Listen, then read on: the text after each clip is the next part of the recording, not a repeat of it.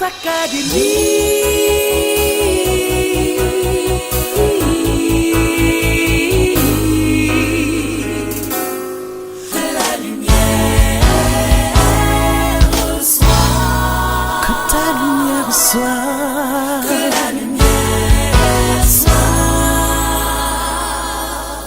y a des voiles relationnels, il y a des voiles émotionnels, il y a des voiles spirituels, il y a des voiles promotionnels. Chaque fois que tu as affaire à un voile aussi épais que le voile qui était dans le temple, tu ne peux pas voir loin. Ton voile sera déchiré. Tout voile qui a résisté, je ne demande même pas son âge, il sera déchiré. Quand tu n'as pas un voile déchiré, tu marches dans l'obscurité, dans l'ignorance totale, dans l'exploitation même. Chacun de nous est devenu un sacerdoce royal.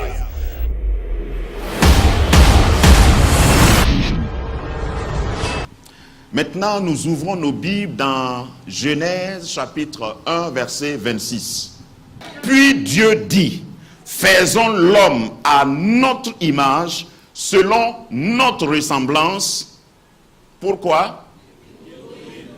Et qu'il domine sur quoi? Sur les poissons de la mer, c'est-à-dire ce qui est dans l'eau. Mami Wata fait partie des poissons de la mer. L'esprit des eaux fait partie des poissons, c'est-à-dire c'est par catégorie qu'on est en train de classer. Hein. Sur les poissons de la mer, sur les oiseaux du ciel, tous ceux qui volent sur ta tête. D'après qu'il y en a qui volent aussi la nuit. Alors ils font partie de cette catégorie. Les oiseaux du ciel. Il y en a qui volent sans autorisation, c'est-à-dire les sorciers. Ici on a dit les oiseaux. Dieu a créé les oiseaux pour qu'ils volent. Si toi tu es un être humain et tu voles, fais comme ça avec moi. Bazooka. Missile sol-sol. Je continue la lecture. Sur les bétails. Les bétails, c'est ce qui est animal, ce qui n'est pas humain. D'après qu'il y a des animaux qui sont habités aussi par des esprits. Ils font partie. C'est-à-dire, ma domination s'étend jusqu'à ces choses-là. Sur toute la terre et sur tous les reptiles qui rampent sur la terre. Seigneur, j'élève ma voix à toi et j'incline ma volonté devant toi. Nous voulons que la pénétration de ta parole nous donne l'intelligence. Au sortir de ce culte, que l'ignorance de quelqu'un soit complètement endommagée. Et que tu nous élèves à un niveau de connaissance. La connaissance de ta vérité qui libère. Seigneur, remets quelqu'un dans ses positions, dans sa position de roi, de reine, de dominateur et de dominatrice. Nous sommes là pour rien et non pour être spectateurs. Nous sommes des acteurs et non des spectateurs. Nous sommes des victorieux et non des victimes. Esprit de Dieu, saisis-toi de mes facultés et change la position tant spirituelle, sociale et même mentale de quelqu'un ce matin par l'onction qui est dans cette parole au nom puissant de Jésus. Amen. Dominer pour rien. Voilà le thème de cette série. Dominer pour rien. Vous ne pouvez pas régner si vous ne dominez pas. Première étape, il faut que tu domines. Et c'est ce que nous avons lu. Nous avons lu que Dieu t'a créé pour un but. Tout ce que Dieu crée, c'est pour un but. Dieu ne fait pas les choses pour voir. Dieu ne crée pas des prototypes. Il crée des produits finis. Ce qu'il a créé, il a déjà déterminé ce que ça doit faire. Donc tu n'es pas venu pour essayer. Tu n'es pas venu pour contempler. Tu n'es pas venu comme un spécimen pour que Dieu, après quelques années, quand tu auras 50 ans, quand tu vas commencer à perdre tes dents, que Dieu vienne dire, on dirait qu'il va réussir. Quand tu es né, c'était pour réussir. Sinon, tu n'allais pas naître. Comment tu es né, ça n'a aucune importance. Dès lors que Jésus t'a choisi, je parle maintenant de ta conversion, de ta nouvelle naissance. Tu es devenu un projet de Dieu qui va réaliser quelque chose que Dieu avait à cœur. Et il attendait la date de ta naissance pour commencer. Donc l'opinion de tes parents ne compte pas. Parce qu'il y a certains parents qui commettent l'erreur de croire qu'ils peuvent décider de ce que leurs enfants vont devenir. Dis à ton voisin d'ailleurs à côté de toi, ton opinion vient trop tard. Dieu te fait déjà un succès, il fait de toi un succès. Il a créé la terre comme dans cette image que j'essaie d'illustrer et il t'a placé là pour que tu domines. Les animaux sont plus anciens que l'homme. Les poissons sont plus anciens, je veux dire, dans l'ordre de la création. Dieu a créé tout ça avant de te créer. C'est un peu comme dans les cérémonies officielles. Qui vient le dernier? Le plus important. Dans le protocole de Dieu à la création, on a dit, premier jour, arrivée de ce qui est moins important. Deuxième jour, troisième jour, combien de jours on a fait? 5 jours. Qui a dit 6 là? On a fait 5 jours. Le 6e jour, arrivée de son excellence. Début de la cérémonie. Ça, c'est le protocole de Dieu. Donc, toi, tu ne peux pas échouer. On a orchestré, organisé une cérémonie pour que toi, tu viennes. Comment est-ce que tu vas échouer? Je ne sais pas si tu vois l'image. Quand tu vas à une cérémonie officielle, on a dressé la tente, on a déroulé le tapis rouge, on a mis la fanfare en branle, et puis il y a un maître de cérémonie. Et puis maintenant, il y a un protocole qui dit, le président arrive. Est-ce que vous voyez un peu la scène? Quand le président arrive, tout le monde fait quoi? Tout le monde se lève. Donc Dieu a dit aux poissons de la mer, aux oiseaux du ciel, aux reptiles, aux animaux, au bétail dans les champs, attention, votre patron arrive.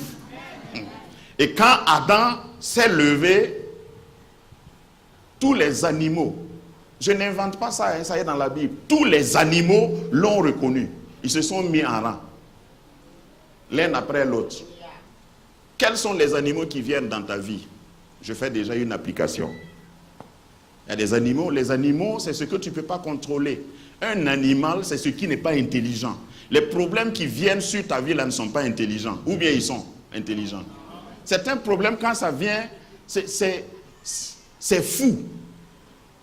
Mais donne-leur des noms. J'ai toujours dit qu'on peut donner 2 noms à chaque porte. Hein? Vous voyez la porte là? C'est vous qui décidez de donner un nom à la porte. S'il y a un problème ici, dans cette salle, il faut appeler la porte la sortie. Ok? S'il y a un problème dehors, la porte s'appellera quoi? Oui. Donc chaque animal qui vient, chaque problème qui vient, donne-lui un nom. Tu as échoué, donne-lui un nom. N'appelle pas l'échec échec, appelle ça école. Chaque échec est une école. C'est toi qui décides. Et si tu peux nommer, comme dans le domaine informatique, si tu peux nommer un fichier, tu peux l'effacer. Tu peux l'annuler. Ce que tu n'as pas nommé là, tu ne peux pas effacer. Si tu peux nommer un fichier, tu peux le classer où tu veux. Dominer ici veut dire, ça c'est ma propre définition de dominer, veut dire miner un domaine. Dominer. Tu as un domaine. Par exemple, la limite de ce tapis-là, c'est mon domaine. C'est ici que je prêche. Et souvent, je viens m'étendre ici, à plat ventre, prier. C'est mon domaine. Si tu t'amuses ici, ce domaine-là est miné. Si tu t'amuses à venir dans le domaine qui a été miné par l'onction que Dieu a mis sur ma vie, que tu t'appelles sorcier ou charlatan ou, aidez-moi, magicien ou, une explosion va se produire. Et après chaque explosion, il y a des morceaux qui volent en l'air. Si tu crois que la foi là c'est simple, c'est pas simple. Dieu t'a rendu capable de dominer. Tu domines sur ce qui est vivant, tu domines sur ce qui est visible, tu domines sur ce qui est invisible. C'est pour ça que Dieu t'a créé. Ce n'est pas pour que tu viennes être un numéro matricule quelque part. Tu es venu au monde pour un sens, pour un but. Regarde comment tu es beau. Dis à ton voisin, ne meurs pas maintenant. Parce que Dieu ne peut pas prendre soin de toi et te faire comme ça pour que tu sois un échec. Non. Créons, faisons l'homme à notre image et qu'il domine. Donc tu es venu pour dominer. Dieu a donné ce qu'il faut à l'homme pour qu'il domine.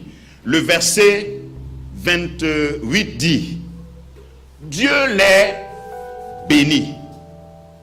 Donc le premier prérequis, parce que je reviendrai sur ces prérequis-là, pour pouvoir dominer, il faut être béni. Dis, je le suis déjà. C'est la bénédiction de l'Éternel qui enrichit. Ceux qui sont bénis de Dieu, on t'appellera béni de Dieu. Dieu, après avoir fini de créer Adam et Ève, il les bénit, sans qu'ils ne prient même. C'est vrai, c'est bon de prier, mais ce n'est pas parce que tu as prié beaucoup que tu seras béni. C'est parce que tu es béni que tu pries beaucoup. Tu es déjà béni. Dieu les bénit et Dieu leur dit, soyez féconds. Lisez avec moi, on va le dire ensemble. Soyez féconds, multipliez, remplissez la terre et l'assujettissez, et dominez sur les poissons de la mer, sur les oiseaux du ciel, sur tous les animaux, sur tout animal qui se meut sur la terre. Dieu a répété ça pour dire que l'objectif, le but pour lequel il t'a créé, c'est pour que tu domines. Voyons rapidement, je dis que c'est l'introduction parce que nous allons voir tous les prérequis.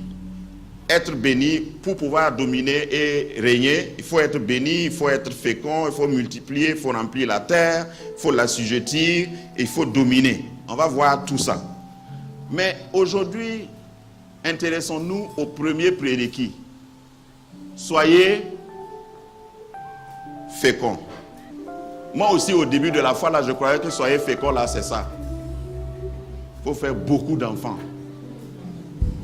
Voilà.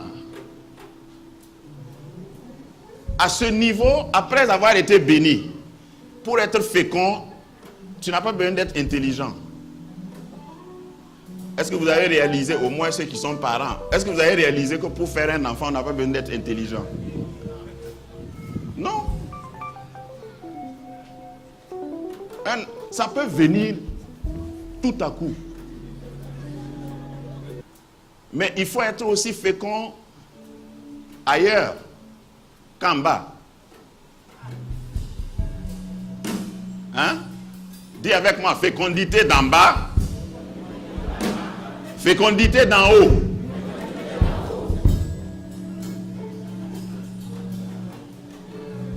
Il y en a qui sont féconds en bas.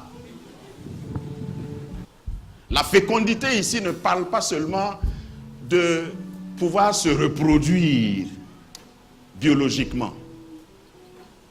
Ça parle plus de fertilité dans tous les sens. Est-ce que tu es fécond? Demande à ton voisin, est-ce que tu es fécond? Mais n'attends pas une réponse. Demande-lui simplement, est-ce que tu es fécond? Parce que quand tu es fécond, ton monde va être rempli. Être fécond en haut, ça veut dire que tu as des idées. Ça veut dire que tu regardes une situation, les gens sont confus, et toi tu regardes ça, tu ne parles pas, et puis quelque chose se déclenche ici en haut. Et tu commences à calculer.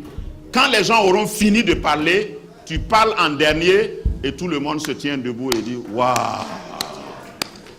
C'est ça, fécondité. Grâce Académie, une vision, une plateforme, un cadre d'expression et d'épanouissement pour tout l'homme. Une ambassade du royaume de Dieu, un peuple d'adorateurs, un centre multiracial, une église sans cloison avec pour seule passion vivre la réalité de l'évangile de Jésus-Christ. Grâce Académie, une voix prophétique et une vision pour sa génération. Situé à Ouagadougou, à 700 mètres de l'ambassade des États-Unis, côté Est. Grâce Académie.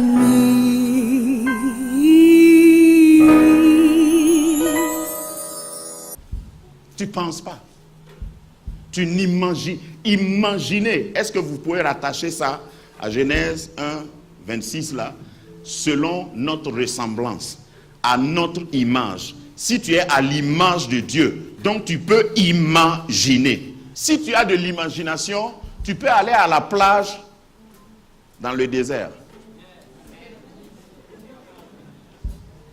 C'est la chose, la puissance que Dieu a donnée à l'homme.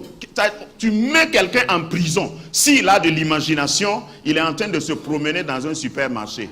Dans la prison, il est là, mais tu ne peux pas l'emprisonner ici.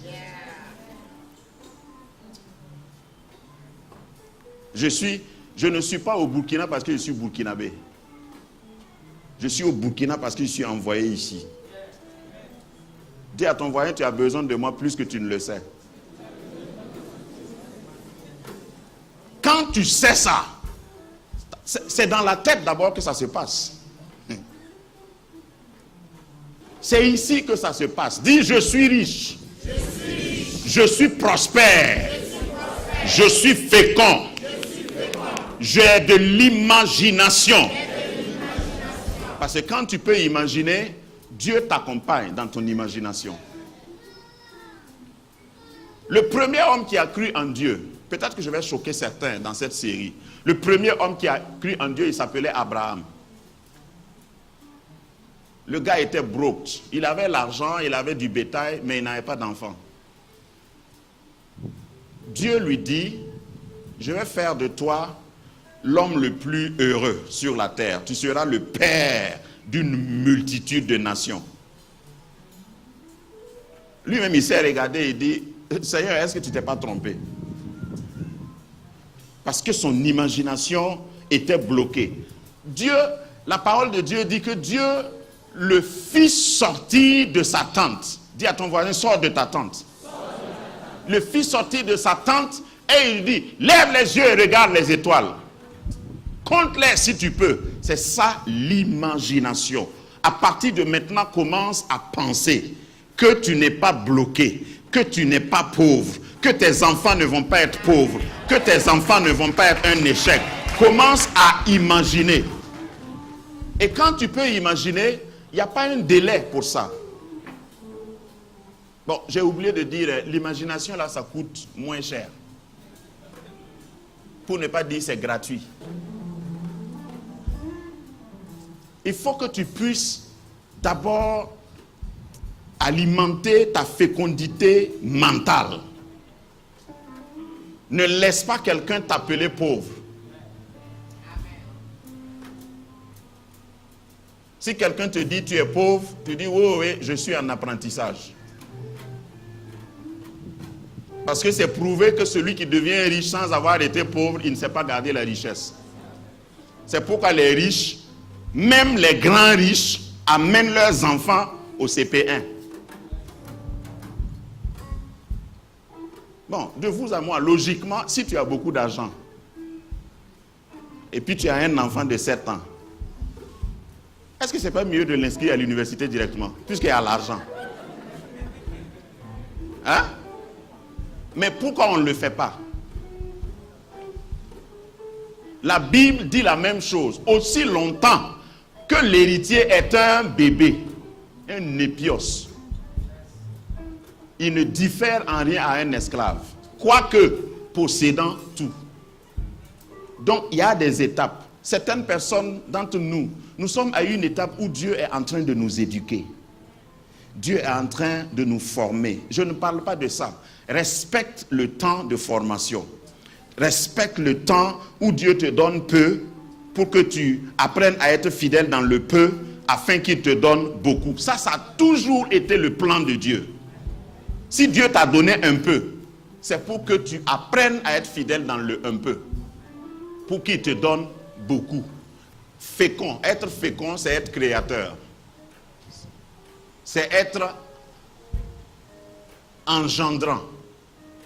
Engendrer veut dire faire sortir de toi seulement. Ce n'est pas seulement des enfants, mais c'est-à-dire à partir de toi. Et même dans la parole de Dieu, il y a des gens qu'on nomme comme ça dans Genèse et on dit à partir de lui, on commence à invoquer l'Éternel. C'est-à-dire le gars, dès qu'il est né, les gens ont commencé à invoquer l'Éternel. Dans la Bible, je parle d'engendrer là, dans la Bible, il y a aussi des gens, c'est quand ils sont morts que les gens ont eu des visions. Vous pensez à qui? Osias. Ésaïe chapitre 6. On dit, l'année de la mort du roi Osias, je vis le Seigneur. Le Seigneur était où? Donc c'est Osias qui cachait le Seigneur. Regarde, il y a des rois qui doivent mourir pour que tu vois le Seigneur. Mais je n'ai pas le temps pour parler de ça. Hein? Fécond veut dire fertile, fertilisant. Non seulement tu es fertile, mais tu fertilises. C'est-à-dire quand tu arrives quelque part où il n'y a pas d'idée, les gens commencent à devenir plus intelligents qu'avant. Hein? Ta présence même fertilise le sol. Personne ne dit amen, je dis amen pour moi-même. Fructifiant, fructueux, généreux, gras, gros, dans le bon sens. Hein. Inventif. J'ai sauté quelque chose. Inépuisable, intarissable. Ça, ce sont les synonymes de fécond. Producteur. Prolifique. C'est-à-dire, on ne peut pas te stopper. C'est-à-dire, les gens viennent chaque fois dire, ah bon, tu sais faire ça aussi? Et puis tu dis, ouais. Et tu quittes ce domaine-là, tu vas dans un autre domaine, tu dis, tu as appris à faire ça aussi. Tu dis, ah oui, je fais ça. Depuis quand? Ouais, je fais ça depuis longtemps. Dans mes heures libres, je fais ça. Vous n'avez jamais rencontré des gens comme ça? Prolifiques. Surabondant. C'est-à-dire, quand tu comprends le sens de fécond, tu te sens bien partout. Au pôle nord comme au pôle sud. Parce que Dieu ne bénit pas une chaise. Il bénit toujours un homme. Et quand l'homme s'assoit sur la chaise devient royale. Il y en a qui n'ont rien compris. Ils croient que la bénédiction là, c'est la chaise. Ça fait longtemps que tu es assis là-bas. Lève ta main aussi, je vais m'asseoir. Si tu t'assois et puis Dieu ne t'a pas béni, ça va te brûler ton en bas là. Moi, je préfère être une bénédiction ambulante. Comme ça, même si on me pose une brique, si je m'assois dessus, les gens vont se disputer pour dire, ah, la brique là, qu'est-ce qu'il y a dans la brique là? Regarde comment il rayonne. C'est ça la vraie bénédiction. Ce n'est pas ton poste, ce n'est pas ton titre, ce n'est pas le lieu où tu habites, ce n'est pas ton quartier, ce n'est pas ta voiture que tu conduis, ce n'est pas le costume. C'est la bénédiction. Quand tu es béni, tu es béni. Et je termine par cette image. Quand Dieu a créé Adam, et je voudrais que vous reteniez ça, en réfléchissant, ça m'a interpellé. Hein, vous voyez la scène, au moment où Dieu a fini, le 6e jour, quand il voulait créer Adam, c'est comme s'il s'est mis à genoux, il a, comme un potier, il a formé le corps d'Adam sur la terre. Et puis, Adam s'est levé. Il était habillé comment? Hein? Et puis Dieu dit, c'est fini. Toi, avant que ton enfant vienne là, tu achètes des habits. Dieu crée le premier homme, adulte, avec barbe. Donc si on dit il était nu là, c'était vilain à voir. Je vous rappelle ça.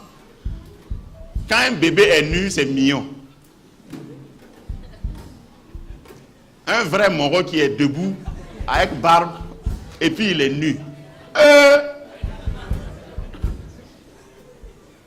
Et Dieu dit c'est fini. J'ai fini le travail. Pourquoi? Parce que Dieu avait mis les habits là en lui.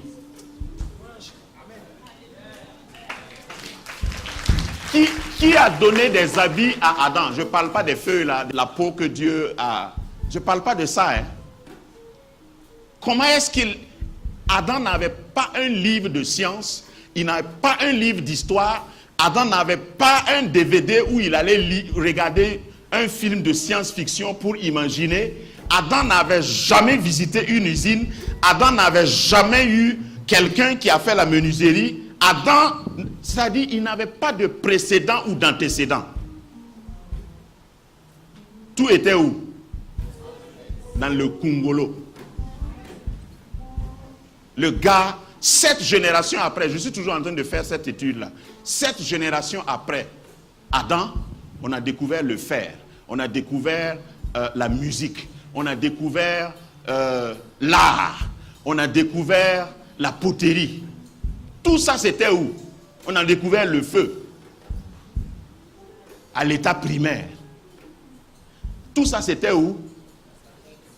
Dieu n'est plus jamais venu vers Adam pour s'entretenir et dire, tu vois, je sais que tu veux une chaise, mais tu vois l'arbre là, si tu coupes ça, et puis tu tailles un peu en haut là, si tu t'assois, c'est confortable. Dieu n'a jamais dit ça. C'était ici. Je suis en train de regarder vos têtes. Je me demande ce qui est dedans et tu nous caches. Dis à ton voisin, tu nous caches quoi même là-bas? Parce que si tu réfléchis, le monde autour de toi, l'Afrique va changer. Grâce